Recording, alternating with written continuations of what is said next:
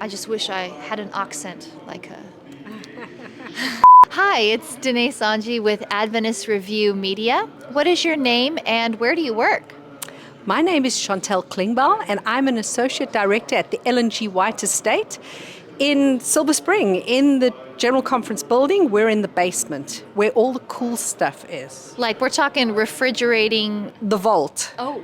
The vault. Okay. We have the vault with all the original manuscripts and diaries and artifacts. Did she write in pencil or pen? I'm confused. She wrote in pen. Okay. I'm thinking offhand, I can't think of anything in pencil. So she wrote in pen. Mm-hmm.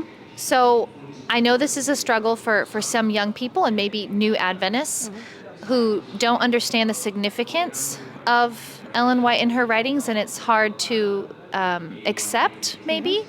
What would you say to somebody who's struggling to feel like they could even be blessed by reading Ellen White's work?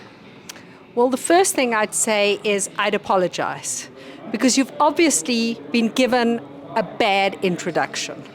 If you were given a good introduction, what I'd say a proper introduction, I think you'd be enthusiastic. You'd be really enthusiastic. Ellen White's books have so much to give us. And I find that most negativity comes from people who've been introduced in a bad way. They've maybe grown up hearing Ellen White says you shouldn't, which is no way to get introduced to anyone. I know that back in the day, having a bicycle was considered very extravagant. And also most women wore dresses. And so, for instance, you might hear, oh, you're not supposed to ride a bicycle. Ellen White says so. Well, actually, the context and the culture has changed, but the principle of what she was talking about was not, which is basically extravagance. Is that kind of what, like a bad introduction, for instance? That would be a really good example of a bad introduction. But when you get a good introduction, you discover that her writings can add a layer of modernity, really, a layer of being more contemporary than the Bible, in the sense that those principles, those biblical principles, you can see applied in the 19th century, and it makes that hop just that much easier into the 21st century. Hop. I'm going to use that word. I love that.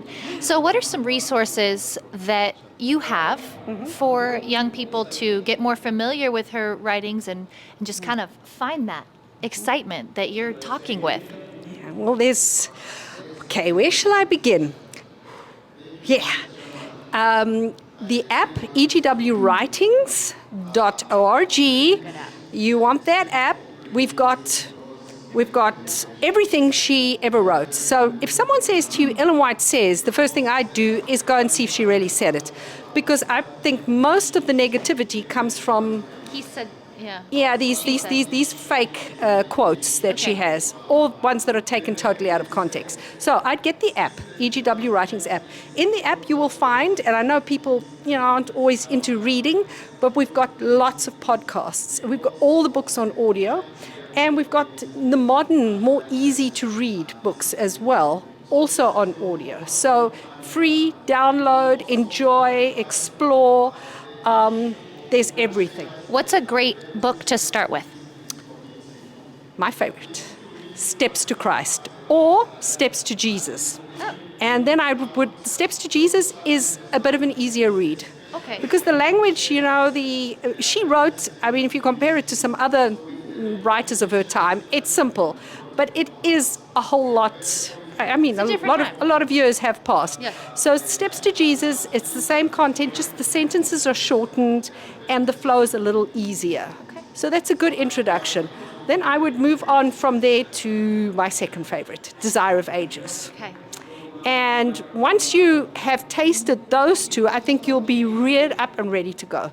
And then it's the conflict series first. Yes. That's just the basis, the foundation.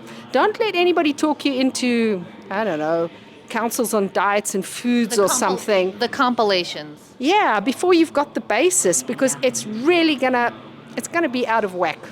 Okay, so Steps to Jesus is a great place to start. It's on podcasts. podcasts. More at adventistreview.org. And then we fall backwards.